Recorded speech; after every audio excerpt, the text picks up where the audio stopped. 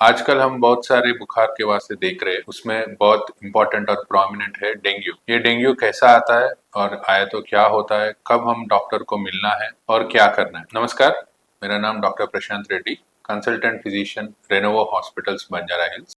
Dengue virus fever मच्छर के काटने से आता है। जब भी मच्छर काटता है तो उसके काटने से हमको डेंगू का वायरस बॉडी के अंदर जाता है। वो वायरस के वजह से हमको जब डेंगू बुखार आता है उनको हाई ग्रेड फीवर जैसा बुखार 103, 104 तक चले जाता है और बहुत सारे पेन्स जॉइंट्स में, मसल्स में, हेडेक, इसके वजह से पेशेंट्स डॉक्टर के पास आते हैं। तो अब ये क्या करना है, डॉक्टर पहले उनको उसके वास्ते मेडिसिन स्टार्ट करते हैं और प्लेटलेट्स चेक करते हैं। डेंगू में फर्स्ट एंड फॉरमोस्ट प्लेटलेट्स कम हो जाते हैं। वो प्लेटलेट्स चेक करने के बाद अगर प्लेटलेट्स बहुत ही कम है, 1 लाख से कम है, तो डॉक्टर एडमिशन के लिए बोल। अगर 1 लाख से ज्यादा है तो दूसरे पैरामीटर्स जैसा किधर से भी ब्लीडिंग हो रहा है, जैसे नाक में से, मुंह में से, यूरिन में मोशन गए, तो वो टाइम पे अगर ब्लीडिंग हो रहा है तो भी एडमिशन के वास्ते बोलते हैं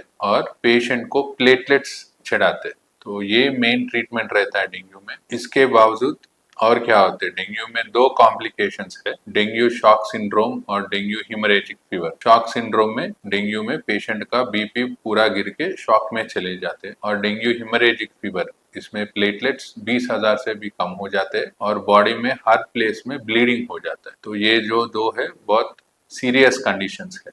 इसीलिए जब भी हमको बुखार आता है बस डॉक्टर को मिलना है। अगर उसमें डेंगू का पॉजिटिव आया है तो जो भी डॉक्टर एडवाइस करते हैं, जैसा डेली टेस्ट और नहीं तो एडमिशन या आईवी फ्लूइड्स, जो भी एडवाइस करते हैं, एडवाइस के हिसाब से सामने जाना पड़ता है। और ये डेंगू वायरस नहीं आने के लिए हम क्या कर सकते हैं?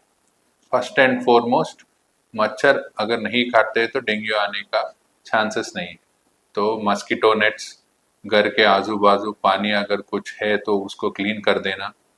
अगर बहुत सारे पेड़ पौधे हैं तो मेक श्योर कि उसमें मच्छर वगैरह उसमें कुछ ब्रीडिंग नहीं हो रहे।